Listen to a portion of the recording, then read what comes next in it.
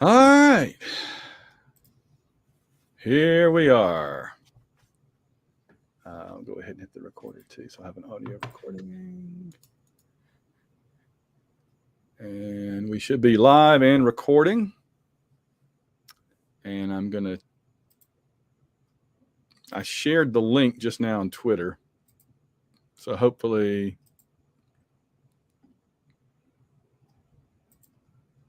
just looking on YouTube to see if we're on there. There we are. Yeah, okay. Here we are. We're live.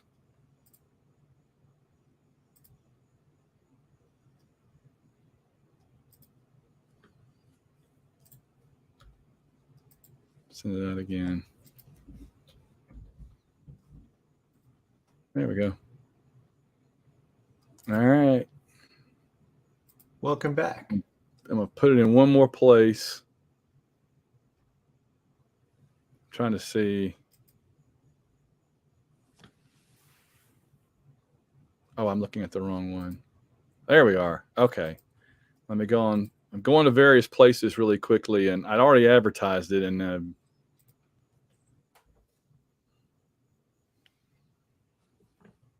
there we go.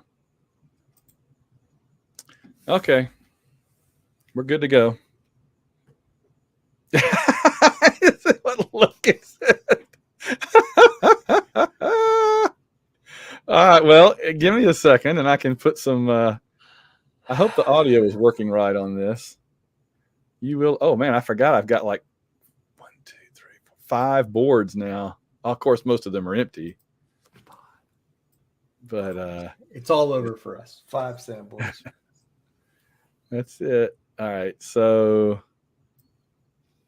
I moved the Babylon 5 ones to a different rack. My voice is giving out too because I've been I tried to teach today for the first time in months. And then I was just doing an Avengers podcast thing I was on for an hour, and now this. So I'm kind of running out of voice. But there they are. Yeah. Can you hear it? I mean, is the soundboard? Oh, yes. Who knows? God knows. God Wilson. There you go. Have you got the barbecue there, John? I'll do the lead in and everything in just a second, but I want to do the lead in. I'm ready. As Johnny Dent says, there's nothing better than me, eating barbecue at like 11 p.m. Eastern time. I had a very good meal with this a little while ago, and now I'm like, oh God, I've got to eat more. I got to eat more of this. More. So all three of us are here. All three of us are here, of course. You know who's here. I see you. I'm coming for you in the bull pick'em this year, Tigers. Oh.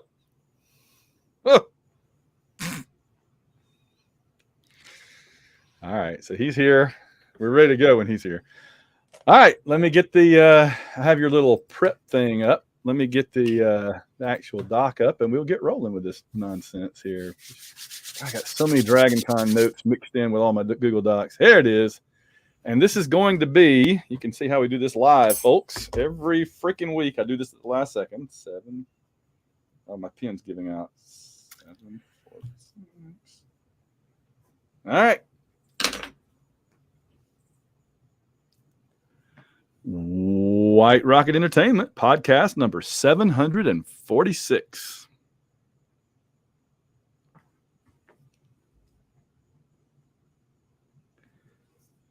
From the palatial White Rocket Studios in Southern Illinois and Eastern Virginia, it's the AU Wishbone Podcast, John. And not only that, it's the biggest show of the year, and we're doing it live. It's the AU Wishbone 2023 SEC BBQ Special. Yeah! What do you think, John? The barbecue spectacular. Please the clap. one everyone has been waiting for, and now it is here. And not only that, but it's coming at a time where it may be 150 degrees outside, but Tonight's forecast, a freeze is coming. oh yeah. Oh, yeah. I am your host, Van Allen Plexico. I'm joined as always by my co-host. I'm John Ringer. He's over there on my screen. And we're here to talk about every team. I just told my wife, I said, I'm so full from dinner, and now I've got to have a 14-course meal to cap off the day. But, we give. You're a giver. We give. That's it. We give for the audience, for the Auburn family. And the barbecue gives to us. Yeah. So I'm going to let Boris have some of it, and I'm going to have most of it. And together we're going to somehow get through this. The barbecue is probably freezing by now. There's no doubt.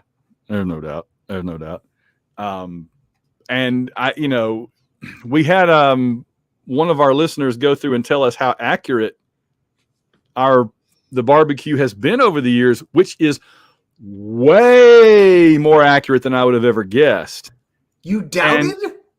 I just kind of thought, and I look back now and I feel like what we got to do, John. We got to get better at celebrating. Yeah. I get better at celebrating because the barbecue has done us right. And I look at the barbecue and I say, I don't know if I can eat all of you. You might have to have some mercy on me. And the barbecue just says, I'm afraid that my condition has left me cold to your pleas of mercy. Yeah, that's what the barbecue is saying. Oh, somebody didn't see him. So, yes, he pops up from time to time. You just have to keep your eye on the right part of the screen. It's the I got a tiger at the game. There he is. He'll be popping up from time to time. So let's get right on to it then. I don't have, because today was the first day back to work. Today I had a podcast all afternoon. I had to go all the way to Fairview Heights, the other side of the interstate, to get the barbecue. I had no time today to prepare an audio production for the picks. So what I'm going to do, I guess, is I'll just do random soundboard sounds when it's time to reveal what the barbecue has told us. Is that satisfactory, sir? I like it. We could take some requests for certain teams, maybe. Yeah, that's good. So I got let's reveal. We get into this. Hold on. Oh, before we do anything else, I almost forgot.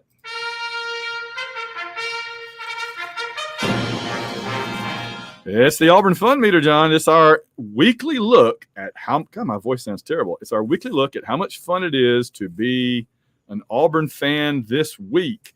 Where on barbecue night, I will point out, where is your Auburn Fun Meter pointed at tonight? It is one of the funner nights of the year. We've had the second scrimmage, got a good commitment today. I'm going to say right this minute, I'm an 8. But if you are in the chat on YouTube, I want you to put a number in the chat of where you are on the fun meter while Van reveals this. Good call. Good idea. Yeah, I'm going to say 8 sounds pretty good because it's higher than normal because it's the barbecue show and we're getting ready for football. It's almost on us. Boris, where is your Auburn Fun Meter tonight, as if I don't know? 11. It's always 11. Fools. Thanks, Boris, for coming and insulting us. All right, so let's see. Jeremy's a 9. Josh is a 9. Ben's an 8. Bo Nose is an 11. There's Kathy. Hey, Kathy. 8 was my number 2. Logan's a 10. Prospect Video, 9.5. David Slinko, 6. He says, happy but not over the moon. Need a win to get to 7 or up.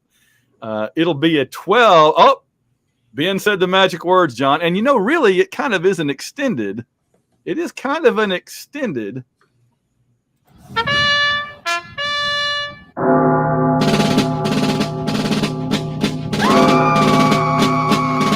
It's UMass Hate Week 2023.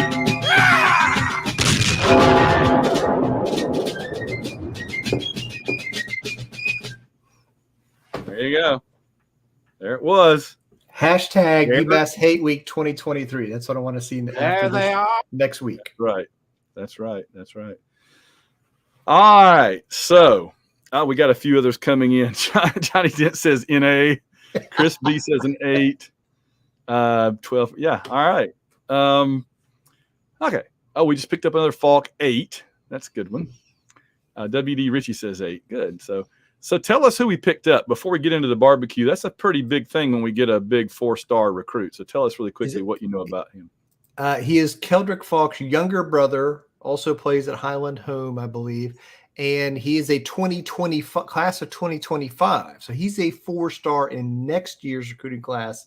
So he is going to be a junior in high school, not someone who's going to be a senior in high school and sign and enroll in December potentially. So, but it's a big get. A lot of big schools wanted him, and some people didn't think we'd get him. So, and he knows what's up. People know what's up. They got the word. I want you to put the word out there that we back up. Understand me? We back up. And the word has gotten out there. The word is out there. The word, and the word is the bird, and the bird is the war eagle. So that's very good. So we've already got a big commitment for 2025. We're still working on 2024. Very good. So this is the annual barbecue show. We welcome all of you watching live, as well as folks listening to the podcast on audio tomorrow to us, which would be Tuesday to you or later. John, what are we doing here? This is our annual tradition, Van, where we, in the tradition of the Greeks and the Romans and the Gauls and other historic peoples who interpreted events by certain things. Sometimes they would look at flocks of birds. They would disembowel a bull and see which way the intestines went. But also sometimes they would imbibe food and they would use that to divine the future from it. And that's what we're doing tonight. So because it's the SEC, we imbibe barbecue, and that allows us to divine the future records of these teams. And as Van indicated, we've had one of our listeners, Logan, did a great job pointing out what a good job the barbecue has done enlightening us so that we pick the records. Oh, yeah. So we'll go team by team, East first, then the West in alphabetical order with Auburn last. And we'll talk about we'll eat some barbecue each team. And then we'll talk about what we think the barbecue is telling us about that team. And then we'll keep going. All right. Excellent. Very well put. Now, before we actually get into our first team, where is your barbecue from? What do you have? I have barbecue from a place in Richmond, Virginia that I like called Smoke. This is a pulled pork barbecue. I had the pulled pork jumbo sandwich Saturday night basically and warmed this up this evening. I have a little bit of mac and cheese left and just a piece of kind of wheat bread with it. I have a little bit of their sauce that I like. I don't need a ton of sauce with it, but a little bit occasionally. It'd be nice. So that's what I've got. What have you got, Van? I tell you, my sauce I had with dinner, but I forgot to put some in here. Well, maybe I did put some in here. I think I did. Is Tabasco brand habanero jerk barbecue sauce. It's spicy. It's got that kind of jerk flavor, makes it really good on chicken and poultry as well as pork. It's so good. It's so good. And so, yeah, it's kind of, yeah, Joel's just asking that. It's kind of like if you took a Sweet Baby Ray's and put some Tabasco in with it and some Caribbean spices. Oh, it's so good. So let me open up the little Tupperware here.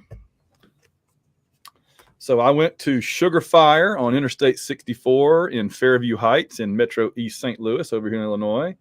I've got the little container. I've got some pulled pork. And, of course, for South Carolina, I've got some poultry, the turkey. I've got a piece of cornbread.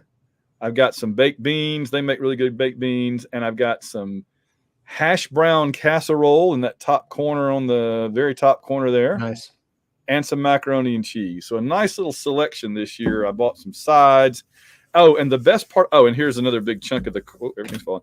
Big chunk of the cornbread. They make this huge piece of cornbread. They wrap up in the plastic wrap, and that's all I haven't eaten yet. Here's the important question. Yes. Cornbread flavoring, how sweet? It's cakey. They don't make it sweet, but it has kind of a honey thing running through it. So it's not traditional cornbread, but it's not sweet. It's kind of like a very chewy, almost like a syrup-based cornbread, which normally I would say was wrong, but it's so good and it's not sweet that I give it a thumbs up. All right. I'm interested. I got to tell you this. I walked into Sugar Fire and the main pit master behind the counter, big dude with a beard, looks up at me and says, "Oh, is this the show night?" And I said, "The show?" And he goes, "The football show." And I'm like, "Yes. Yes, Yes. it is. I hadn't even tweeted yet. I tweeted when I was leaving about it. I always tag them. They know. I told them last year what we were doing, and so they know. Oh, Joel says the hotter the sauce, the more accurate prediction. Well, good, because I got a pretty spicy sauce here, so that's good. I'm going to be in real trouble if that's the truth, Joel. So, John's. Oh, Josh says no Reaper Madness thing. I tell you what, I do have is that we got the Chimney Rock sauce, and I haven't sent the 3 to John yet, which I will. But I didn't have the jalapeno yet because it was the mildest. But I've had the ghost sauce and the habanero sauce. The ghost sauce about killed me. It was right up there with the Reaper Madness. But the habanero was really good. It like smacked me in the face and slapped me around a little bit and dragged me around on the floor, but in a good way. In a good way. It didn't kill you, so we did not miss the show. Yeah, right. So Boris has got his own little. Boris already had his little bowl that he tweeted out, so he doesn't need any of this. He can stay out of my barbecue. All right, let's get right on into it. Who is our first team we're going to look at? The Florida Gators, man. Oh, Please clap. yeah, they need it. You know the one place we didn't go for this? Jones barbecue foot massage. We did not go there this year. So I'm going to go randomly and say, as we get ready to go to the barbecue, John, What we're dealing with here at Florida. is a complete lack of respect for the law. Amen to that. I probably should say that for Georgia. Here we go. Oh, man. I'm not hungry anymore, but I could just swallow all this in one bite right now. Good Lord. All right, what are you feeling? Well, the barbecue's been better Yeah, in Florida. it's one of those restaurants that used to be great, and now it's just kind of okay.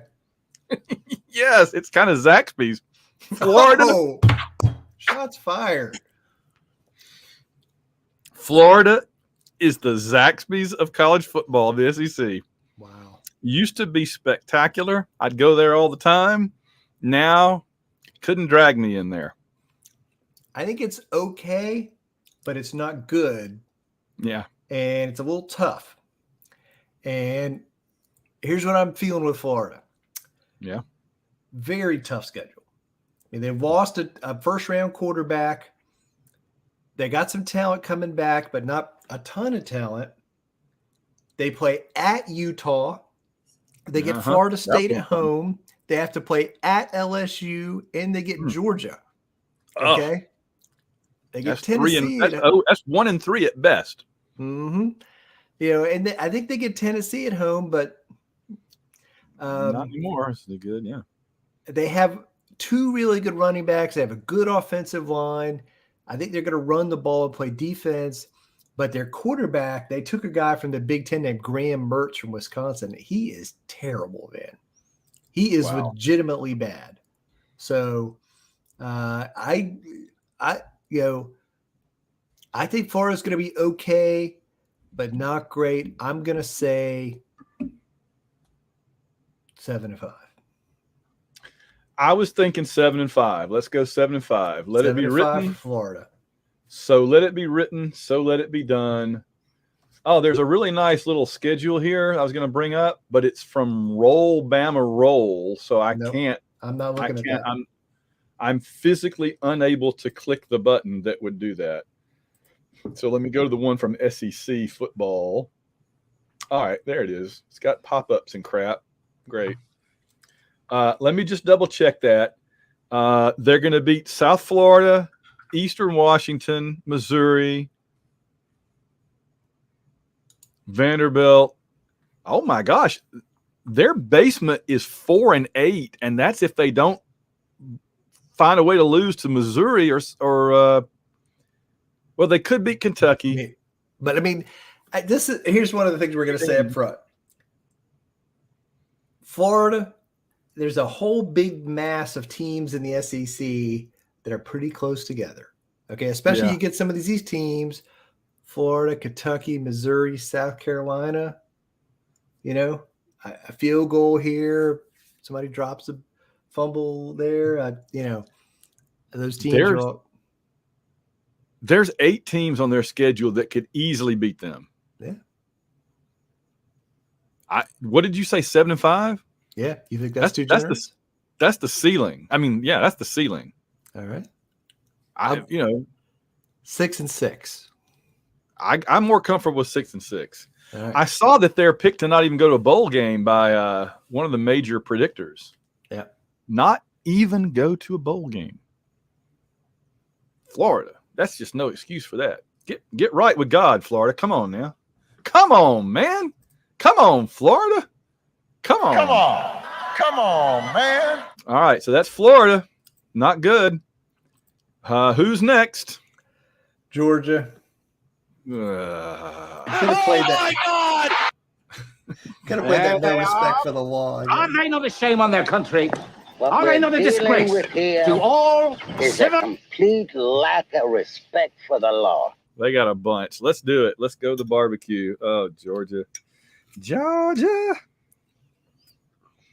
I'll get some baked beans just for extra.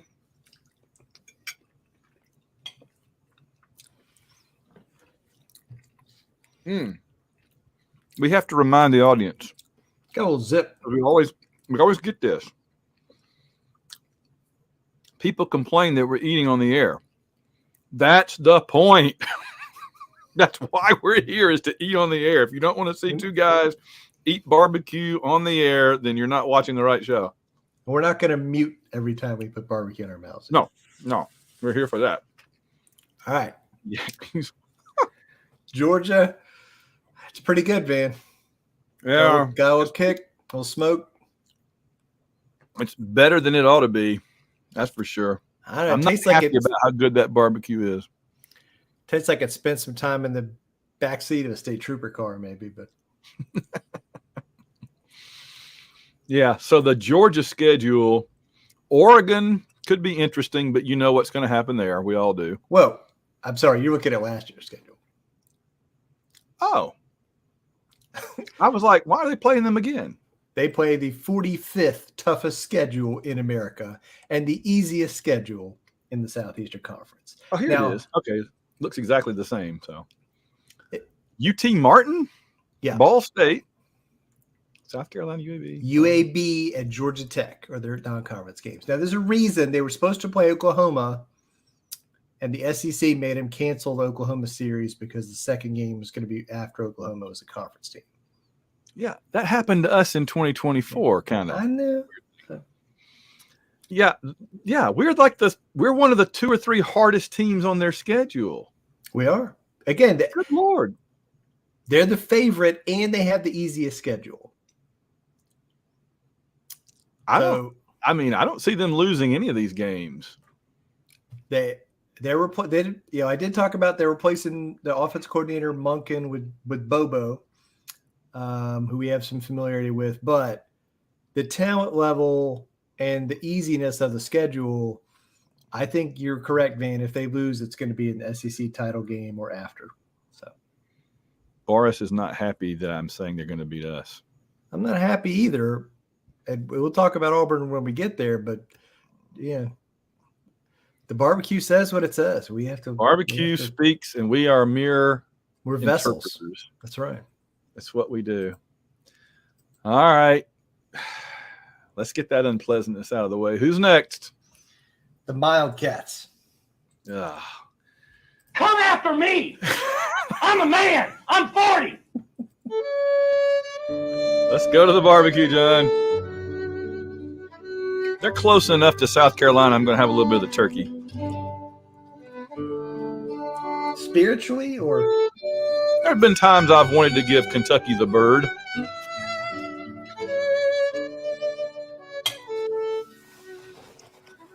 I got to get some macaroni and cheese this time. Lord have mercy. Well, it's okay. And I think it's better than I thought it was going to be. yeah, well, that's been the case for a while now. That's right. I mean, Ball State, Eastern Kentucky, Akron, Vanderbilt. Has there ever been an SEC team to get an easier start than that? If they don't go 4-0, they're in serious trouble. That's right. Then they got Florida. Because it gets a lot tougher in the second half. Florida, and then Georgia, boom. Then Missouri, and then an off day before Tennessee. At Mississippi State, Alabama.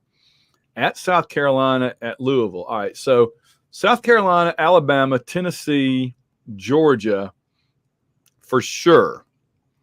Should beat them.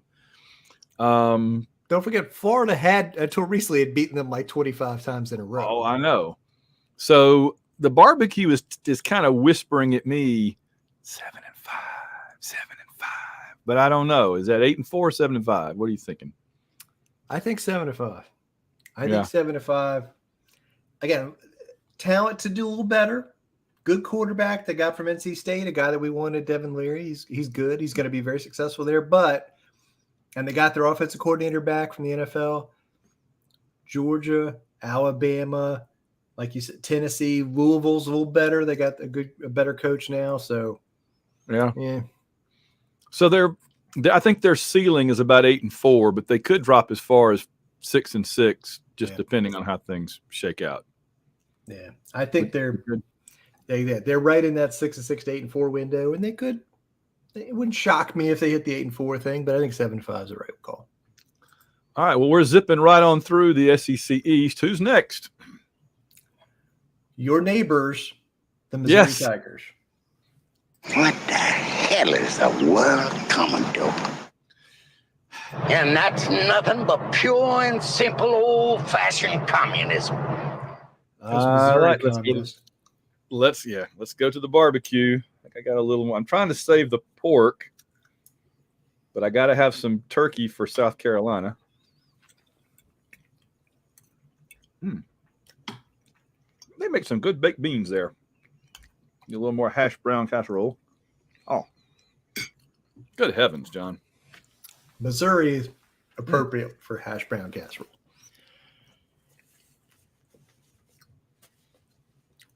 I say this. Not only is it our biggest show of the year, it's our most delicious show of the year. All right, Missouri. Let's look at the schedule and see what we think, what the barbecue thinks. South Dakota, Middle Tennessee, Kansas State. Oh, you still think you're in the Big 12. Memphis. That's not a bad start. And then at Vanderbilt. So, again, you got another team that could start 4-1, 5-0, depending. But then you got LSU. You're at Kentucky. South Carolina, I think, is going to be sneaky good. You got a break before you play Georgia. It's not going to make any difference. And, man, your tail end is Georgia, Tennessee, Florida, Arkansas. So is Missouri going to end the season? Oh, my gosh, John, look at this.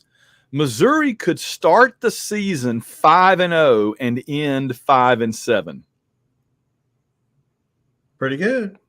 They could start 5-0 and lose 7 games straight. Very easily. That would be the Missouri boat ride. Yeah, it was. We did that on the show 10 years ago. Once that ball starts rolling, though, it may be hard. So I kind of want to say 5-7 is their ceiling. I think it is. I think Kansas State is good. I think they're probably going to lose that game. I think Memphis is it's a neutral site kind of toss-up game. They got LSU, Georgia, Tennessee. I think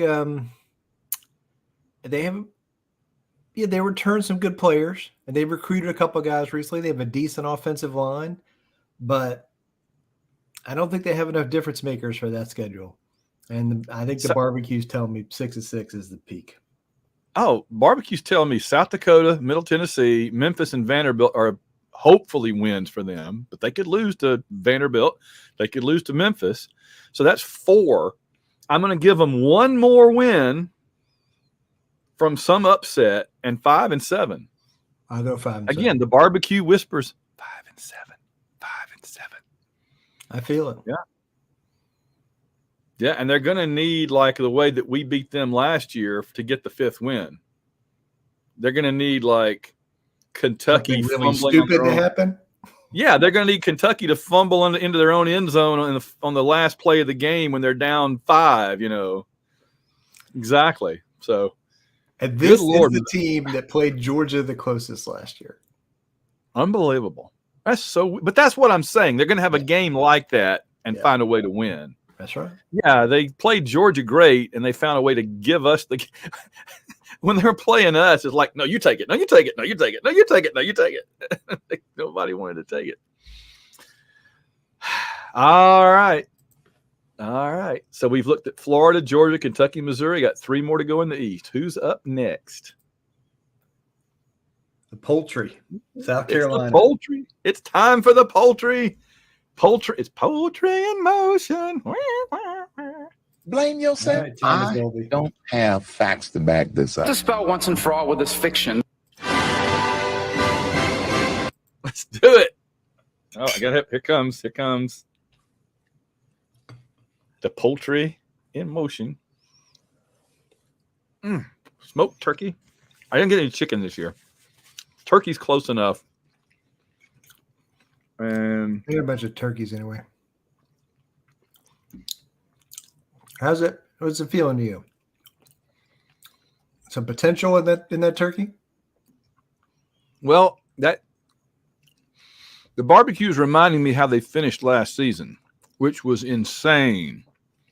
But we don't know what to read from that because they weren't that good, and then all of a sudden they were just world beaters. So what do you take from that? That they're wildly inconsistent? Yeah.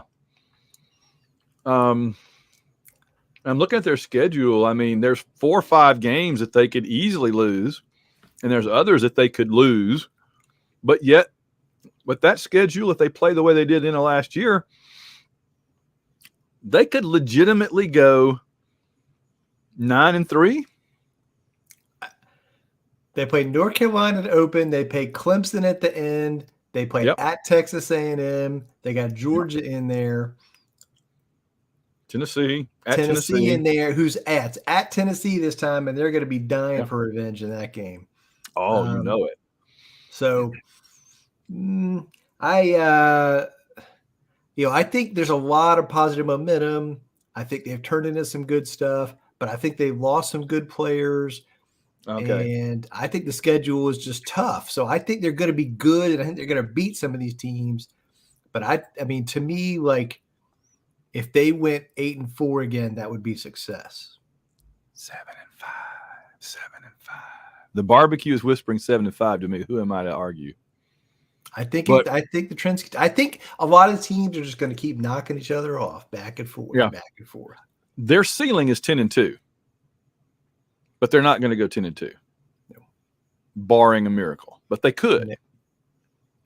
All right. They had the best special teams in America last year by a large amount. I think they'll be good in that area again, but it's not going to be that great. All right. South Carolina's done. We got to go up to Rocky Top, don't we? We do. It's time for the volunteers.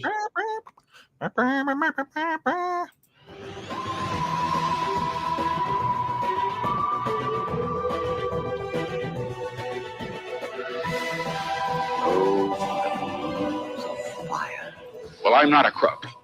All right. What is, let me see, Tennessee. Interesting matchup with Virginia. That'll be fun. Austin P at Florida. San Antonio, South Kakalaki. Pause. The best non-conference team they play, and the team on this schedule they should be worried about, is University of Texas San Antonio, UTSA. That's the trap game, the Roadrunners. Ooh. I haven't gotten to use that one in so long. I don't even think I have it on there anymore. It's a trap. There. It's on here. What's the world coming to? What the hell is the world coming to? trap. It's a trap. Thank you, Akbar. There you go. Watch out for the road runners. That's what they always tell Coyote. Now they got to tell old Blue Tick Hound. So, they're going to lose. Well, they're going to lose to Alabama. They didn't lose to Alabama last year. All right, before we ask the barbecue, I want to know, how does Tennessee compare to last year's Tennessee team? The big difference makers, they lost a couple of them. The quarterback went to the NFL and their best receiver went to the NFL, right? Hyatt and Hendon Hooker. Hooker was really good. He was a very good player. So they got a guy, Milton, who replaces him, who's got a super strong arm, but he's not the same decision maker as Hooker, and he's not as good an athlete or as good a runner. But I think this is going to be the test. Is it the system and the other talent around him, or were those guys just special? Right. I think they're going to be good. The offenses, people have called it kind of a cheat code kind of thing. I think they're going to be able to run the ball. I think the defense was bad last year. That's what happened in that South Carolina game. They couldn't stop them. Their Tennessee defense was a wet paper bag at the end of last year. So, they get A&M and Alabama from the West. They got to go, which is a mystery. We don't know what to think about A&M, so it's hard to make see, that's the thing. There's two teams that to me are a kind of a big mystery, are Florida and Texas A&M. They both are programs that can produce really good teams, but they've also been kind of crap lately. So it's really hard to know. But so I think Tennessee's going to be very good again, but I don't think they're going to be quite as good as last year, but I think they'll be fun again. So 9-3 is what you're thinking? I don't think I had the barbecue. Let me just make sure I get this covered.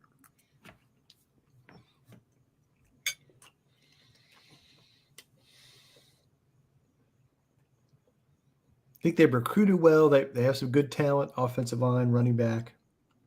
9-3. Just telling me 9-3, John. I believe it. All right. Who am I to argue? Oh, there's only one team left in the East, and then we get to move to the division that people actually care about. The doors. Let's slam the doors. Dispel once and for all with this fiction. I don't have facts to back this up. Crush your enemies, see them driven before you, and hear the lamentation of their women. Those are things you hear at Vanderbilt. I was going to say, the only time anybody's ever heard that quote at Vanderbilt is when they played that movie in the Student Act building. So, and to hear the lamentations of the Vandy Commodores. You know what? This piece was a little better than it's been in the recent years, I think. Maybe they've been kind of shaky and they're getting their crap together. Well, considering that they're in the SEC, they don't have a horribly unmanageable schedule. They can beat Alabama A&M. They got to go to Wake Forest, or as I like to call them, Wake Florist. In the battle of my encyclopedia hurts more when I hit you with it than yours does. At UNLV. Oh, yes. We added a new column to the spreadsheet this year for those games where Van can shame SEC teams who are playing on the road for non-Power 5 teams. And Vanderbilt is playing at UNLV. All right. I got to say this. I appreciated your little spreadsheet on this. It was very helpful. You do have the column of shame, which I very much appreciated. But I looked it over, and I feel like 3 of them at least, well, there's 3 in total. There's 3 members of the column of shame this year. Yes. Vanderbilt plays at UNLV. Alabama plays at South Florida. It's because they're poor, Van. They don't have the money to pay for a home game. Yeah. And Ole Miss at Tulane. Now, here's the thing. When like Missouri plays at Toledo, I feel no empathy whatsoever, I bring down the pain on them. Vanderbilt at UNLV, when you realize that you're talking about like that new NFL stadium, probably, right? You're not playing at some high school field. They're playing at like a nice, so it's almost like they're going to play an exhibition game in Vegas against a local team. So I'll cut, and it's Vanderbilt. I was going to say, they should do the Alabama thing. They play this at the end of the year, call it their bowl game. Oh, yeah, that's the Vegas Bowl. Yeah, absolutely. That's totally an Alabama move, 100%. So I'll cut Vanderbilt slack on this. That's cool. Ole Miss at Tulane, they can invoke the special rule, which is it's an ancient rivalry. And Tulane won that conference last year. Yes. They won the AAC, so they're good. So I'm not going to shame Ole Miss. I'm going to salute them just for the tradition of it all, right? That's a famous rivalry. They've played each other a lot over the years. If they want to go down to Tulane, their fans get to go party in New Orleans all weekend. So, but Alabama at South Florida, make it make sense to me. They're saving several $1 million. Who is? Alabama. By the price of a non-conference home game is about $1.5 million, man. And so in this case, they're getting like 2 South Florida visits to Tuscaloosa in exchange for 1 Alabama visit down there, and probably paying them nothing or a couple $100,000. So when Alabama walks in that stadium holding up their checkbooks and their accounting sheets and saying, look how smart we are, the people in that stadium and all over the SEC will look at them and say, there they are. Are they not a shame on their country? Are they not a disgrace to all civilized beings? Has not even the Reverend Ebenezer Slither declared them so? Or Nick and Saban. They'll say, we're just going down there to recruit South Florida, for our fans down there. It's a bunch of crap, but they don't have to play that game down there. Oh, that's good. All right. Well, I think we're done with the East. If you want to take a look at what's going on in our live chat, I might have another bite here, and then we'll get into the West where people actually care. You're going to eat in between, in the intermission? Just cornbread. Got a lot of cornbread to work my way through here. Jeremy Minton says he's going to homecoming on the 16th against Sanford. Nice. Listen, you mean former Terry Bowden coach Sanford. That's right. I'm going to have to go get something else to drink after all this cornbread. Auburn should go to UCF, says Josh. Oh, we didn't do a Vandy prediction, did we? Didn't get a number. Oh, yeah. We got busy talking about Alabama and didn't answer Vanderbilt. I'm going to say Vanderbilt won 2 SEC games last year and went 5-7 overall. Okay. And I think they're gradually getting better. I'm going to say they're flirting with bowl eligibility again, but 5-7. So they beat A&M, Alabama A&M. Don't get Hawaii. Crazy. Where's Hawaii? They play Hawaii this coming Saturday. Oh, that was not even on here. Okay. So 2, 3, 4. So they're going to start 4-0, depending on what happens with Wake Forest. And they just got to win one more game for that. But I don't know if they're going to win one more game. I mean, the most likely team they're going to win is they could pick off a Missouri or Kentucky or, Florida or whoever if they're having a really bad day. All right. We'll count on an upset to get them to 5. But barbecue's telling me 4-8. But we'll see. We got to be ready. We go up there. Yeah. Yeah, that's right. I was going to be at that game, but I'm not going to be able to now. It really, really hurts, but got to do what I got to do. All right. I think it's time to cross over, isn't it? Let's go to the West. Let's go to where they play big boots football, where they play, and they also have this bunch of ungrateful. I mean, why we put up with them. Someone knows. God knows. Yeah. I look at Nick Saban and I just think, Well, I'm not a crook. yeah, you are. So, Could I say something about that before we eat the barbecue? yeah. He bought the retirement house. Okay. If you missed it, he spent a whole bunch of money on a super expensive retirement house in Florida. He ain't paying that, as an investment to go there 10 years from now. Airbnb. Saying. It's his Airbnb, right? Listen, if he rented that sucker out, we should rent it. Oh, man. All right, there's only one I got to do when I got to deal with Alabama. Smoke weed every day. Let's go to the barbecue. Here it comes. Oh, jeez. Kind of tastes pachydermy.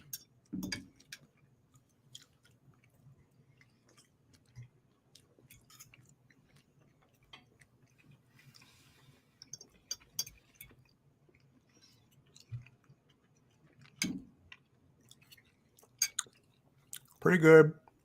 Well, it's been better. Yeah, that's right. Not as good as it has been. Maybe they changed pit masters or something. I don't know. Week 2, John. Texas and Tuscaloosa. They barely beat them last year in Austin. It shouldn't have. And now it's going to be there. Yeah, it's in Alabama. Yeah. They lost 2 games last year. Tennessee and LSU. They get both those teams at home. Yeah. They go to Kentucky from the East. They go to another team over in the West that I like. Yeah. And they go to Texas A&M. They go to Mississippi State. Mm-hmm. Of course, they never lose to Mississippi State because that's the law. Never. Ole Miss, man, we'll see.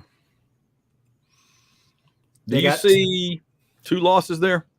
They've lost a bunch of talent, and I think they got a good offensive line. They're going to try to run the ball more. But again, they lost basically the, top quarterback in the NFL draft, the top defensive player in the NFL draft. They got 2 new coordinators. Tommy Rees is from Notre Dame's the new offensive coordinator. Kevin Steele, the new defensive coordinator. Some Alabama fans, of course, think that's an upgrade over their last guy. We'll talk about him in a minute. But Forrest doesn't understand that Kevin Steele could be for Alabama. We just got to this place where go ahead. Wasn't he an Alabama coach years ago, though? Before long before he went to LSU, and we hired him. What? I think I think Alabama's going to be good, but I think there is going to be a quarterback drop off from the last 5 years. And I think the receivers aren't as good either. So I think they're clearly a step behind Georgia, and I think that continues. Van, 10-2. Georgia and Auburn. I'm not saying they don't play Georgia the regular season. I'm going to say 10-2. Well, there's Texas, there's Ole Miss, there's A&M, there's Tennessee, there's LSU, and there's Auburn. There are teams on their schedule that can get the Lord's work done if the ball bounces the right way. Oh, for a muse of fire. Amen. I like it. All right. Who's next? The game we are going to, Van, Arkansas. Ooh, yeah. The game we are going to. Get a little sauce on this one. And I want you to put the word out there that we back up. Understand me? We back up. God Wilson! I made sure I had some pork for this one.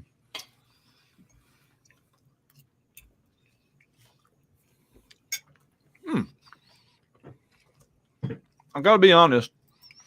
Year in and year out, I always enjoy the Arkansas prediction because it's delicious. And I think it's been a little better. I think the barbecue for this one feels like it dropped off a little. Yeah. I mean, they got a stretch kind of in the early middle of the season.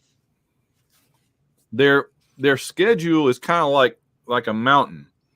It's easy and it gets harder and harder, and then it gets easier again. And then And in honestly- that hard stretch, they do not play a home game for like a month and a half. Wow. Yeah. Yeah, because like let's see, they got Western Carolina, Kent State, and BYU at home. Then they go at LSU at the end of September 23rd. Texas A&M, that must be like And a neutral Dallas. site game. That's the Dallas game. At Ole Miss, at Alabama, and then you get Mississippi State at home, but then they're off, and then they're at Florida. So they have one home game. Arkansas has one home game between September 16th and the Auburn game November 11th.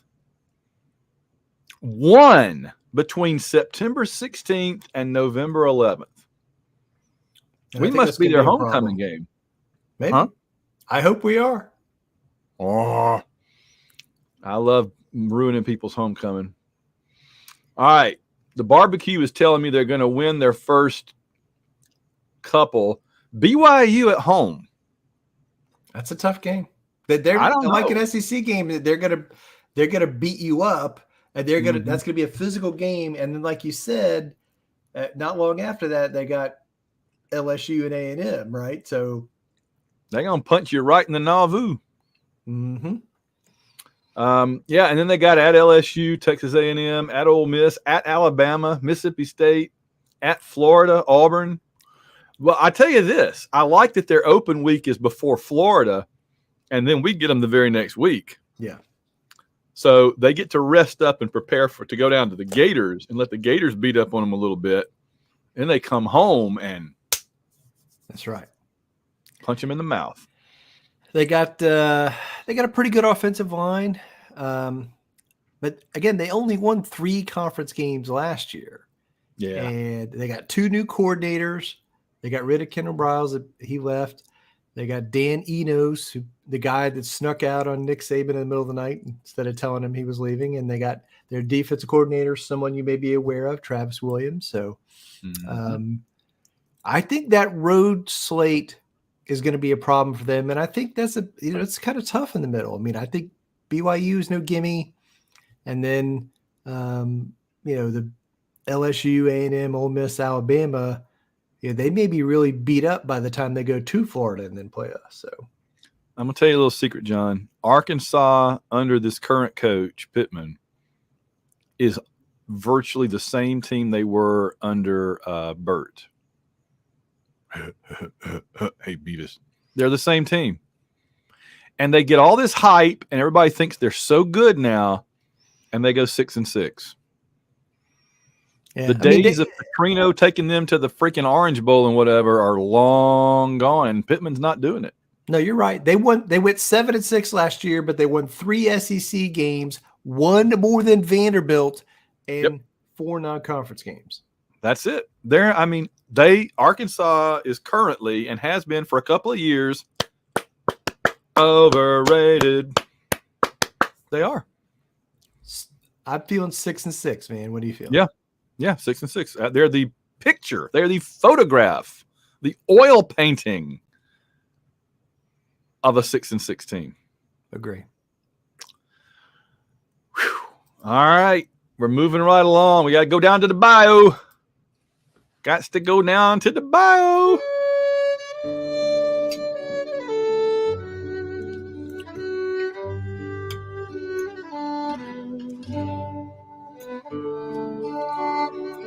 Got to save enough for Auburn. I had one bean just now. One bean. I'm trying to be in conservation mode now. How many we got left? Uh-oh. I may run out. That's some pretty tasty barbecue there, man. Yeah. Yeah, it was. Better than expected. I did not think it would be that good last year. Are they going to do it again? Do it again is relative. Yeah. I think they're going to be good again. Will they be in the SEC title game? Maybe. I don't know. They got to go to Tuscaloosa. They get Florida. They got to go. Their road game from the East is Missouri. They do play FSU in the opener that Sunday night of Labor Day weekend. That's the big non-conference game. So I think they got a really good offensive line. They got the best returning receiver in the SEC, the most productive returning receiver. They got 2 good quarterbacks. They got really excellent young defensive player who's a havoc creator. So, and they have the head coach and the 2 coordinators back from last year, and they showed they could improve that team during the season, coach them up. They look kind of crappy in that FSU game, and they fixed a lot of stuff. And the biggest problem they had last year, honestly, was special teams, and they replaced that coach with a different special teams coach. So I think they're going to be pretty solid again. Ceiling is 11-1, but they're not going to go 11-1. No. But the basement is like 9-3 with this schedule. Sure. Yes.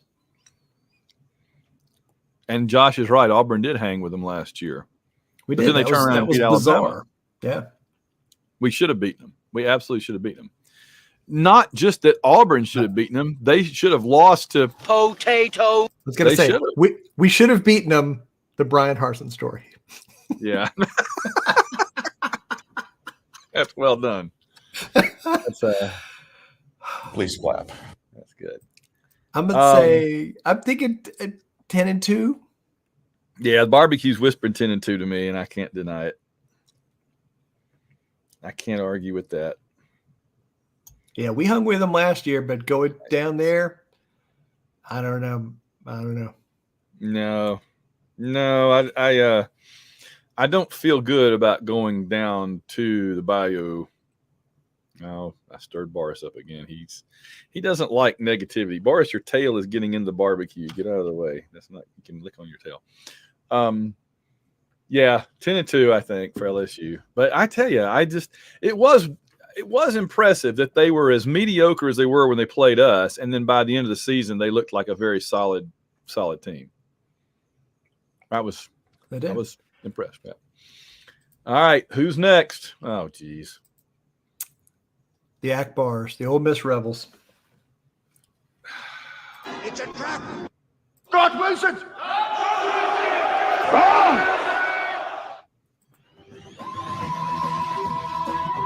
Oh, freaking miss.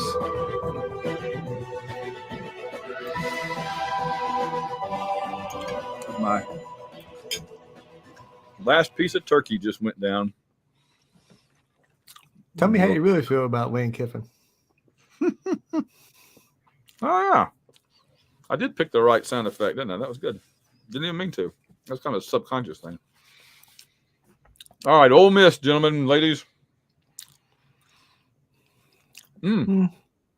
Jeremy makes a good point. Hold on. Potato. One at the Bayou, Freeze can too. I agree. They could. I mean, it seems all nice and muggy and warm down in the Bayou right now, but Tonight's forecast, a freeze is coming. that's true. We'll see, but anyway, Ole Miss. Oh, they're taking the Mercer Express. They're at Tulane, which we talked about. Georgia, that's an interesting opening stretch there. You go talk about climbing the mountain. You go Mercer, at Tulane, Georgia Tech, at Alabama, LSU. So we'll know like a little Tulane, Georgia Tech. Yeah. We'll know a lot more about Ole Miss after 3 or 4 or 5 weeks than we'll know as much as we need to at that point. Of course, you could have said that last year and you'd have been wrong. They got an open week before us because I'm not going to say God wills it. That's just not fair. Stupid. I think they're going to be all in that game. Lane wills it. Lane wills it. They got a pretty tough schedule because they do. From the East they got to go to Georgia, so that's an L. And they're not beating Alabama. No, I got 7-5 right now at best. which would make me happy, by the way. They're going to lose to Alabama. They're going to lose to LSU. They're going to lose to Auburn. They're going to lose to Georgia. And they're either going to lose to A&M, Mississippi State, or Arkansas. They're going to lose at least one of those. So 7-5. Yeah, I buy that. And again, last year they had a great year. Remember they collapsed down the stretch when the last several games of the season to finish 8-5 after being really hot. So, yeah. Let's see, a couple of comments. Tennessee pounded LSU with an offense that may be similar to what we run. I like it. I like the prospect is thinking there. Logan says, for the record, when making the spreadsheet, I had MSU before Ole Miss, and you doing them first because they're Mississippi made me crazy. Alphabetical problems there. Richard Butler says, offer Lane a job before we play him. Yeah. And then Auburn Elvis says, Ole Miss barbecue. Everyone raves about how good it is, but you never hear about it winning any cook-offs. That's good. So I think, what did we say for Ole Miss? 7-5? 7-5. 7 and Rod Wilson! This is true. there you go. All right. We're in the home stretch now, folks. There's only three teams left to go. One of them, of course, is the other Bulldogs from Mississippi State. Cowbell time. Let's go. I don't have any cowbell on here. I need more cowbell. Even if I had like "Don't Fear the Reaper," that would be good. Now, But- come on, you can, the monkey boy. There you go. No, I'm devastated. I'm devastated. They're celebrating right in front of me. This is the worst. This is the worst. No. Oh, so good. All right. Mississippi State Bulldogs with their new coach. God rest their former coach. We enjoyed him so much. Where are they on here? I can't even find them. Oh, here they are. Yeah, they Logan, you will be happy to know that on the chart I'm looking at, they are alphabetically listed ahead of Ole Miss. In fact, they're even listed ahead of Missouri. Not on my spreadsheet. Whatever. On this one, they are. So, all right, they play. Who is SLU? Southeastern Louisiana. Okay. All right, whatever. I mean, It's freaking schools. Sela. Arizona, it's interesting. I always like when an SEC team plays Arizona because they don't ever get on my radar very much. If it wasn't for that run in the 90s, Arizona would be perilously close to joining Rutgers on that list that North Carolina State recently escaped off of. Who is that team you mentioned before North Carolina State? I don't know. They almost made that list, though. I know. That's the way it goes. All right. So they're going to lose to LSU. They're going to lose at South Carolina. They're going to lose to Alabama. They're going to lose at Auburn. Kentucky will be close. I don't know. They're going to lose at Texas A&M. Ole Miss, the Egg Bowl is always a shootout. You never know. Flip of the coin. Oh, they play Southern Miss. Oh, look. I didn't realize that this year. Mississippi State ends the year doing the Mississippi Tango. They got Southern Miss and then Ole Miss with Mississippi State. Hats off to them. I like that. I think the legislature made them play Southern Miss. I'm not sure they chose that, but see, here's what's funny. Back in our day, Southern Miss was the best of the three consistently. They were consistently better than the other two, and now they're forgotten. Yeah, so because of the SEC. I think Mississippi State's doing the big change, right? They're going from, because the previous coach passed away, they're going from the air raid to they brought the offense that Appalachian State ran, which is kind of a wide zone running scheme. It's the opposite. But Will Rogers is still there. They still got some good talent, especially on defense. I can't believe he didn't transfer somewhere. That blew my mind that he stays for that. I mean, think if he come to Auburn. Well, I think he's going to be effective. I just think they're not going to throw the ball 60 times a game, right? So, but it's very different from the offensive line. And this guy's a first-time head coach in the SEC. That's not good, right? So when you're maybe not completely prepared for it. So they went 9-4 last year, partially because Ole Miss collapsed. But I'm going to say, with that schedule and with the changes and stuff, 7-5. What are you feeling? Yeah, 7-5 at best. 6 and the basement is like 5-7. The penthouse is like 7-5, honestly, because you got LSU. I mean, that's if they beat Arizona. They got LSU. South Carolina is going to be dangerous for them. Alabama. At Arkansas is dangerous for them. At Auburn is dangerous for them. They got Kentucky, Texas A&M. We don't know. And then the Ole Miss game. Yeah. They could seriously go 5-7 if they're, and still win some close games. So I think 6-6, honestly. I'll buy that. I'll buy that. 6-6. All right. Well, we got 2 more to go. Next up, the Collie Dogs. The fluffy little Collie Dogs from the Colt. College Station. Yeah, the Collies from College Station.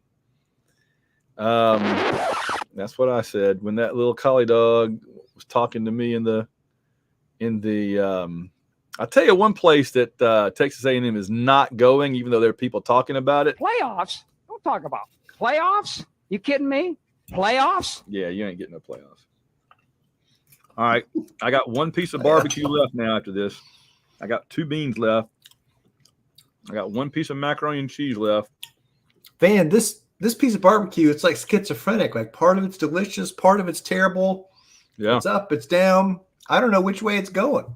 It's a little bit crazy. Well, they brought in a new pit master at the last minute to try to boost it a little bit. I think actually what they got is they got like 2 pit masters and they're both running behind each other, like seasoning and turning the stuff, and it's just a mess. It does seem like a possible mess when you cook your barbecue that way. All right, New Mexico at Miami. That's interesting. Miami sucks. Yeah, well. Monroe. I'm going to say Louisiana Monroe on my thing. It just says Monroe. Like they're playing Monroe from Too Close for Comfort. Auburn, early in the year this year. Surprisingly early. Arkansas, Alabama, at Tennessee, South Carolina, Ole Miss. All right, so it's another one of these schedules that gets kind of tough in the middle and then finishes at LSU, who always wins that game. So let's just give them credit that they'll be better than they were last year, because honest to goodness, they could scarcely be worse than they were last year. Well, the same overall record and same number of SEC wins as Vanderbilt last year. I'm going to be honest. No team that we talked about tonight has a wider variance than A&M, right? We just don't know. They could literally go 10-2. Yep. Or they could go 3-9. They could. I think you have to bet on the is the Bobby Petrino Jimbo thing going to work? I think what it's about, they have the talent. If the coaching works, Here's the thing to me. The barbecue is telling me 8-4, but it has no idea which 8 and which 4. You know what I mean? In other words, with the other teams, I can say that game they lose, that game they lose.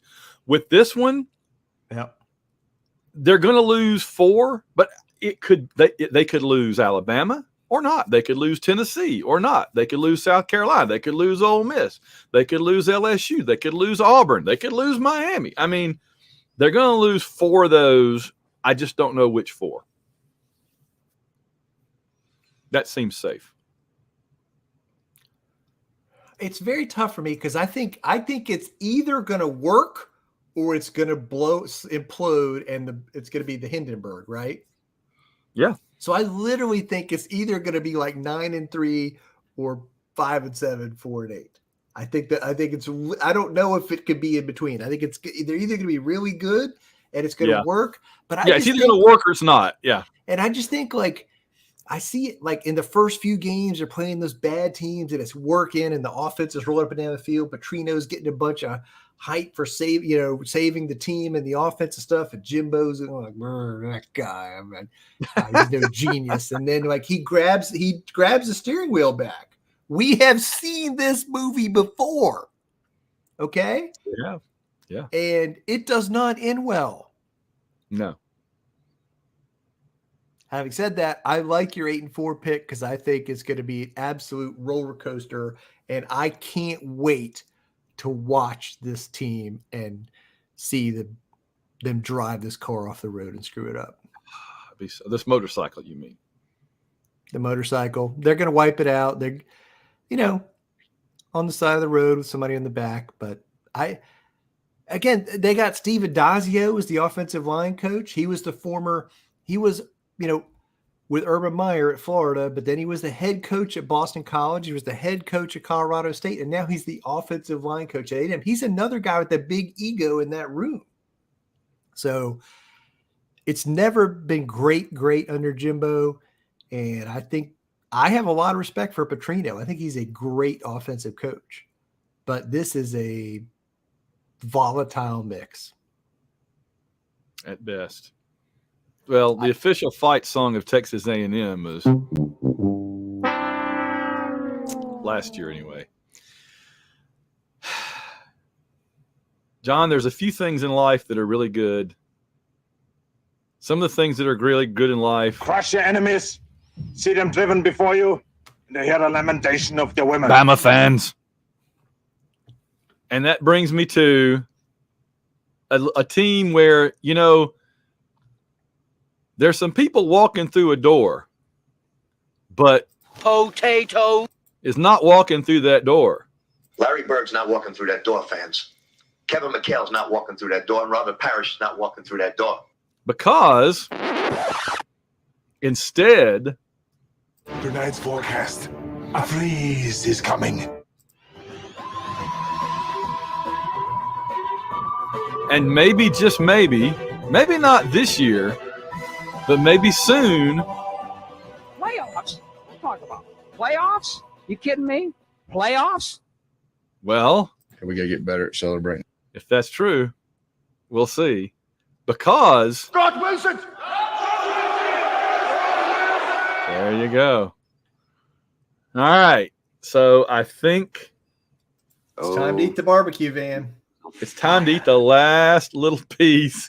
John says Thorne is coming through that door, and he's bringing some of his friends with him too. Look at this. You saw how this thing looked when we started. But here it is. There it is.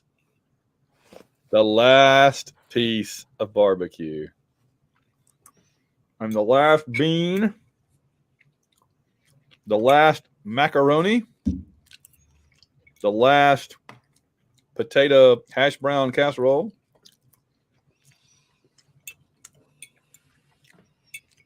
I got to load up here. You know what's funny? When we get off this show, I'm going to edit the audio and post it and then go to bed with all this in my belly. God help me. But I had to. Scott Wilson. That's just how it is when the barbecue speaks. Oh, Josh asked a very important question we haven't addressed yet.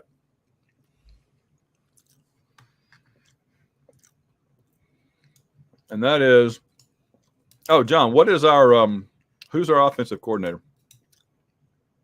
Phil Montgomery.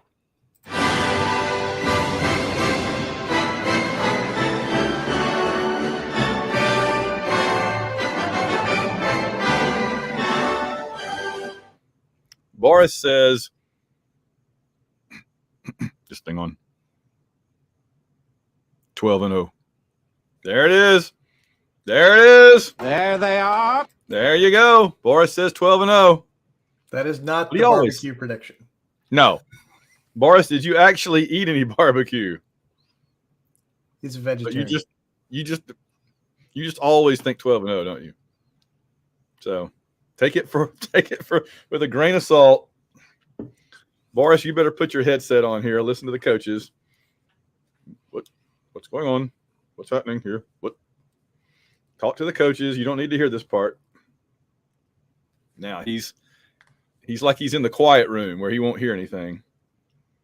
Talk to the coaches with his little headset. All right. The Auburn Tigers. I have heard of them. Well, we know who they start with.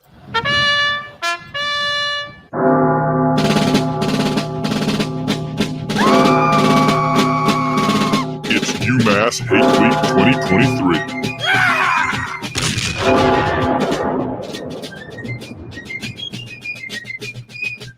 So that should be a win, I hope.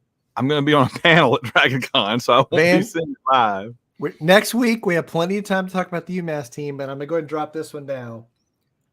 The Athletic today ranked every Division I team from 1 to 133. Yeah. UMass was 133. Oh, wow. Wow. I feel almost guilty for hating them. No. More hate. Okay. Let the hate. I tell you what, if Kathy, if you're still listening, if you happen to be at the Babylon 5 panel, you can signal me from the crowd if there's a score or something. All right. Can I give you my thoughts? Let's have it. Are you ready? I think we're all ready. All right. I'm going to start with a couple of things I'm worried about, and then I'm going to get into the positives. Okay. Yep. Number one, the talent gap is still there. They've done a great job improving the roster, but there's a difference between where we are and where Georgia and Alabama are. One good off season doesn't totally fix that. Probably two good off seasons don't totally fix that, but we're moving in the right direction. Run defense is still a problem. I'm not expecting it to be dramatically better, and it was really bad last year. So we have a great secondary and a bad run defense. Teams aren't going to try to throw the ball on us. They're going to be running. So that's a concern. And then I think we have the overall talent of the roster is better, but I don't think, as we talked about when we talked about the All-SEC team, I don't think we have a lot of guys who are like all SEC level difference makers at key positions. We have a lot of solid SEC players, but I don't think we have a lot of guys who are like, going to end up being all SEC at the end of the year. So that's the things I'm worried about. So here's some things I'm going to start talking about. And the theme I want you to take away from this is that small improvement across many areas at some point becomes cumulative and makes you better. Okay. When you get a little better over here and a little better over here and a little better over there, that adds up ultimately to you being just plain better. The first thing is something I said before, which is that maybe the single biggest improvement on this team is the gigantic difference in improvement between Potatoes' old offensive coordinator, who was his third or fourth choice for the job and wasn't qualified, and he knew it and others knew it. The gap from him up to Philip Montgomery and Hugh Freeze is enormous. Okay. It is as big a coaching improvement as any team in college football made this offseason. Mm-hmm. So that by itself matters. The second thing is the offensive line is better. Like, we've had years of terrible offensive line play. We have forgotten what it's like to just be competent on the offensive line. And this offensive line is going to be solid. It's not going to be dominating, but just solid, which is so much better. We have gotten so used to the snap the ball and run for your life, or snap the ball and the defense is in the backfield hitting Tank Bigsby 2 yards deep. Poor Tank. I feel so bad for Tank. He did not deserve what he had to deal with last year. So I think there's going to be a lot less of those negative plays, and the quarterbacks, you're not going to have all day, but they'll have time to actually complete the play and not be that snap the ball and run for your life like we've been the past several years. That by itself is going to be a huge improvement. The next thing is something that we found that, especially at the end of last year, and that we've heard through this offseason, this team can run the ball. Yes, Tank was great, and I think he's going to be a good NFL player, and he's going to be so good at times in the NFL, people are going to go, where the heck was that guy? But there's a lot of talent in that running back room, and with a better offensive line, this team's going to be able to run the ball well. Now, not starting Ashford does hurt the running game a little bit because he really opened things up for them. Teams were afraid of him running the ball, and that they caused him to line up differently. But the offensive line, the running backs, we got good, big physical receivers, good, big physical, experienced tight ends. We're going to be able to block people and run the ball on all but one or two teams we play this year. We will be moving the ball consistently on the ground, and that by itself is a good foundation for this team. The receivers, better overall talent and depth than we've had in at least 5 to 10 years. I'm not kidding. This is the best group of receivers had in a while. Not a bunch of All-Americans, but there's depth and there's talent in there, and there's guys that could go out and make plays. And yet they're still considered like the weakest link on the entire team, even though they're so much better. And it says something about where they were, right? But also they have to go out and make plays. They got to go out and prove it, but there's potential there, right? Mm-hmm. The next reason for optimism is simple. Rivaldo Fairweather. This guy was the first recruit that Friesen and them went out and got, the very first one, before the offensive tackles, before the defensive linemen, before the linebackers, before the quarterbacks. They called this guy. And he's going to be the safety valve and kind of a cheat code for the offense. When it's 3rd and 5, it's Rivaldo Fairweather time. So write it down. That guy is going to be in the top 2 or 3 in the team in catches and be very productive, and he's going to be the quarterback's best friend. And if he's not, he'll draw double coverage and pull away from somebody else, out of the backfield or in the flat or a receiver running a slant or something. Yeah. When teams start respecting him, other stuff's going to be open. It'll open up other stuff. Yep. Now, I did say the run defense I'm worried about, but the secondary is going to be really good. I think a year from now, 4 of the 5 players in the secondary are going to be in the NFL. Okay? So 4 of our 5 secondary players will be in the NFL a year from now. That's pretty good. They have their ceiling as a secondary is way up there. They could be great. They need a little bit of pass rush to help them, and I think we can do that. I think we can give them that. But they have the potential to be good and to help with the run defense and take some things away from the other teams. Here's one not a lot of people are talking about. Special teams were kind of blah last year. We talked about this in the offseason position previews. We had some problems with coverage. We had some problems with returns. Now we have an excellent punter. We got a talented young kicker, and we got Brian Bettee, who is going to be who's already an all-conference pick as kickoff return guy. He hasn't even played yet. Hadn't even put on a uniform yet. Yeah, barely. That's it. I think he's going to be a guy that can come in, and between him and the improved kicking, improved punting, and improved coverage, we're talking about a few yards better for us and a few yards worse for the other team on every single drive, and that's going to add up over the course of the season. Mm-hmm. One that's a simple one that's easy to pick is this team is buying in more. They are more motivated. They care more. They want to be there more. Remember, we went into last season coming off the big potato off season with the scandal and the Mexico standoff and all that stupidity. This team, a lot of the players are in there came because they want to play for this coaching staff and play for Auburn, and I think it's going to matter. Yeah, that's right. The next thing is quarterback play. Peyton Thorne will be solid and consistent. That sounds not great, but it's been a long time since we had a consistently solid and productive quarterback. 17? Well, 19, but he had issues in 19. Bo Nix was up and down and up and down. His highs were high, but his lows were very low. And I think Thorne is going to be steady and productive and solid. And that's going to be such a relief to Auburn fans to have a quarterback that we know we're going to get. I think it's going to be like Stidham. Stidham in 17. I think that's a really good analogy. With Robbie behind him coming in to do some other stuff and shake it up a little bit.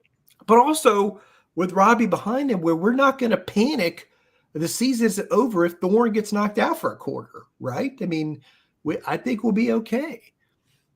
The other part is this team is going to get better as the season goes along. We know there's a lot of these receivers we just talked about are new. A lot of other players are new. I think this team's going to get dramatically better from the team you see in California to week 5 and 6 to week 10, I think this team's going to get better and better and better. The players figure out what they're doing. The coaches figure out what they can do well. And I have a lot of, again, I talked about Montgomery earlier. I feel the same way about Roberts on defense. They're going to be able to coach with some of these other SEC staffs who we weren't able to do the last couple of years. So I think that's a huge thing. We're going to actually use depth and rotate players on both sides of the ball. We didn't do that the last 2 years. And at the end of the half and at the end of the game, that's going to be like a little extra 5 to 10% more in effectiveness that we're going to see from this team. That was a huge problem. And we're not going to see that going forward. I think that by itself is worth a lot. Yes. I think we have some young guys for the, for the first time in a while, we have some young guys that I think are absolute studs that are going to play and be allowed to play and make a difference. Kayan Lee, Keldrick Falk, Caleb Burton, those kind of guys are going to get out there and make plays, and it's going to be really good for us. And then the last two things I want to say is, like, we have better talent on this roster. Like, from 1 to 85, we've improved the overall roster talent. We don't have a bunch of guys that are in the, the top 10 players in the SEC and stuff. But I think from like player 40 to player 85, we have a lot more guys who are solid SEC level players than we had before. And that depth matters. When we get to the second half of the season and the team's been beating on you and stuff, we have guys that could step in and play. So those are a whole bunch of little things that all got better. And the cumulative effect of those small improvements is going to add up into a more competent and competitive football team. So I think that, but what I want to say is that's relative. We're starting from where we were last year. I don't think this team is going to the playoff, despite Van playing the sound clip there. But I think we're going to have real hope from all of these things and from what we saw. Well, John, you said a lot of stuff there, but all I heard was Freeze, ice, freeze, icy, winter, five and frozen, icy, freeze, winter ice, ice, freeze, winter, freeze, cold, frosty. There you go. That's what I heard. I don't know about the rest of you. John, I just agree with everything you said there, but I also would say, all year long, people ask us, how's Auburn going to do this year? I get asked quite often, how's Auburn going to do? And I always say, wait for the barbecue. So this night, every year, marks the first moment for the new season that you and I are allowed to give our views and the barbecue's views. Everybody's saying Frosty in the comment, to give the views of how the actual number of how many wins we're going to have. And I always look forward to that, right? Because all year I have to say, well, no, wait for the barbecue. You have to show the restraint, and it's tough. Yes. It's tough, but we do it. What's your number?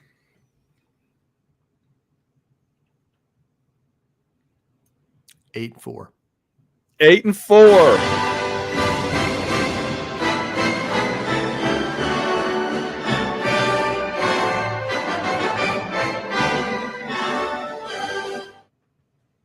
There it is.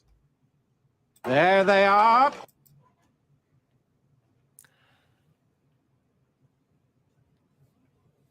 I don't know. As we said with A&M, I'm not positive about all the 8 and all the 4, but I'm going to say this. I think we're going to give Alabama hell in that game in December, the end of November. When they come to Jordan-Hare, they are going to get all they want. As always, yes. Another big win. I think we're going to lose to Georgia. I think we're going to lose to LSU. Yeah, what did he say? What did that man say? I think we lose to Georgia and LSU. I think, I can't hear anything. Just thing on. Or just go back over there and listen to the coaches. Maybe A&M, we lose that game. But I think by the end of the year, we're better. Yeah. I think it's making a big difference. All right. It's Georgia. It's at LSU.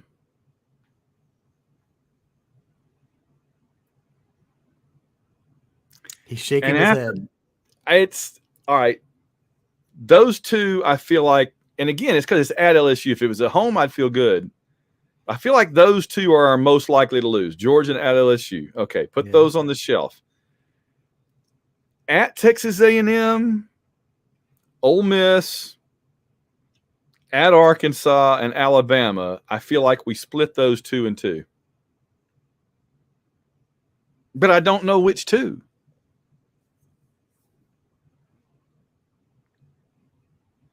I mean, I'm not saying we don't beat Alabama. I'm not either. We could lose to Arkansas. I'm just saying hypothetically, we could lose to Arkansas and Ole Miss, or Arkansas and A&M, and then beat Alabama. I have no problem predicting that. By the way, I hope we do beat Arkansas since we're going and taking my entire family. We are going to Arkansas. If you want to see us in person, we will be at Fayetteville. Yeah, join us in Fayetteville. We'll be there all weekend. We are not predicting that we're going to lose a road game we attend. Boris is calling our listeners apparently on this headset to correct us. Yeah, no, we're taking the whole extended family to Arkansas for once because my older daughter's boyfriend's dad just got a big job like in the administration at the University of Arkansas. So they're going. And my wife is going. My younger daughter Mira's going of the Wishbone, and John and I will be going. So it's going to be quite the little trek down to. But I am not going to the Vanderbilt game. What I realized late in the day, you're scared. Was that's my You're scared of going to Vanderbilt. Yeah, it's intimidating or no. I realized it's my wife's birthday, so I can't go to the Vanderbilt game. Can't mess that up. Definitely going to be here for I wish I could. I wait, But here's the good news, though, right? We don't have to wait 6 or 12 years anymore for this garbage. It'll be every two out of every. Well, it'll be 1 out of every 4 years, basically. Yeah, right. And then what about every 4 at Missouri? And yeah. So it'd be don't play them in Auburn, play them away. So once every 4 years, we'll be at Missouri, we'll be at Vanderbilt, and I'll be happy. So I can't complain. I did want to go, but not if it's going to mess up that. So that's too important. Yeah, Josh is like, you better not go. No, exactly. I said, well, I said to her, unless you want your birthday trip to be a trip to Nashville. And she's like, no. Oh, well. All right. So, yeah, 8-4. I thought about 9-3. We had a hard time finding the 4. Do you want to revise your statement? I mulled over 9-3 for a hot minute, but the barbecue told me 8-4, and I can't. See, and I think with a turnover, with a bunch of new players and new coaches, and I think it could be a thing where we lose a game we don't expect to, and then we beat Alabama at the end anyway. Yeah, exactly. And I feel like I didn't really break it down from my perspective, but I feel like there's a couple of things I'm concerned about. I'm concerned about the run defense that could bite us in the butt a couple of times that we don't expect it. Mm-hmm. And I'm concerned that there's going to come a point like in the middle of the season where defenses are able to shut down Fairweather and the other receivers haven't quite come up to speed yet, and we kind of lose the passing element for like a couple of games. They take away the run, we're going to have to prove it to them. And that could hurt us, A&M, Georgia, LSU, before we kind of work it out again and hammer Mississippi State and Vanderbilt and hopefully Arkansas. So it's like you say, I feel like I'm more worried about our own growing pains in a way than I am about our opponents. I feel like you could shuffle our opponents around and it wouldn't make that much difference about the number because it's not the opponent so much as us. I agree. Yeah. So I think the ceiling is 9-3. The floor is like 6-6, but that's not going to happen. I feel like 8-4 is a pretty safe number. So, well, we made it. we did it. Once again, we have completed the barbecue prediction episode. I am. Do we want to do the? I think we're gonna with the grace and good wishes of our patrons, we're gonna skip that for the concerns of time tonight, since I've still got to put all this away, edit the show, and go to bed because I got to get up at 5 o'clock in the morning to go to work. And we did have a extended live show that started late because of me being stupid. But yeah, do go to www.auwishbone.com, auwishbone.com to become a patron. I will thank you all profusely next episode. Yes, John. I have one thing before we go. Yes. Week 0 this weekend. UMass at New Mexico State, 7 p.m. Eastern ESPN. Hawaii at Vanderbilt, 7:30 Eastern SEC Network. Navy Notre Dame from Ireland at 2:30 on NBC if you want to watch some of that. And then buckle up because you know what's coming on next week's show, UMass Hate Week 2023.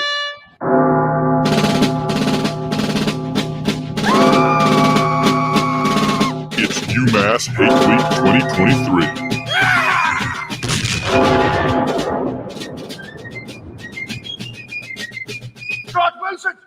That's it. All right. We have a special request from Wade. He says he and his wife are going to Cal, and she is listening. Can we hear that Hate Week? The Cal Hate Week? The following program is brought to you in living color on NBC.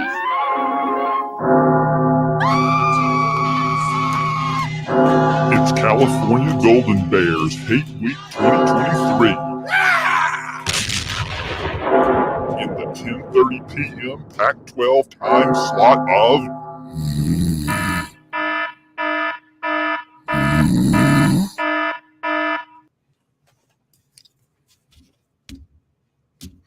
Boris heard the alarm go off and thought it was time for the game.